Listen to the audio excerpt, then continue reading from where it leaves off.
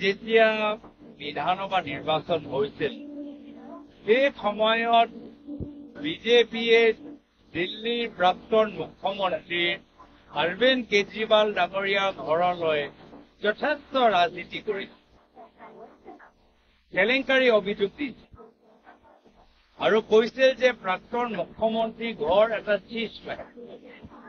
মই আজি ডিপুলৈ আহিছো, ইয়াতো এটা বিশাল ঘৰৰ সন্মুখত মই থিয় হৈছো।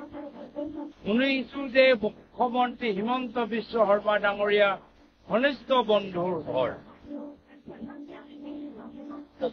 দেখিলেই যেন লাগে যে দিল্লীৰ চিজ মেহেলতকৈ বেছি সাংঘাতিক ডাঙৰ হৈছে ডিপুৰ চিজ মেহেল।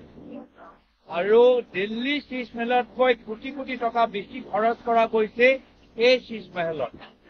আৰু ইনষ্টাগ্ৰামতে খুব এই ঘৰৰ ভিডিঅ'টো ওলাইছে। এতিয়া মই জানিবলৈ বিচাৰো ইনকাম টেক্স ইডি কিবা কৰিবনে?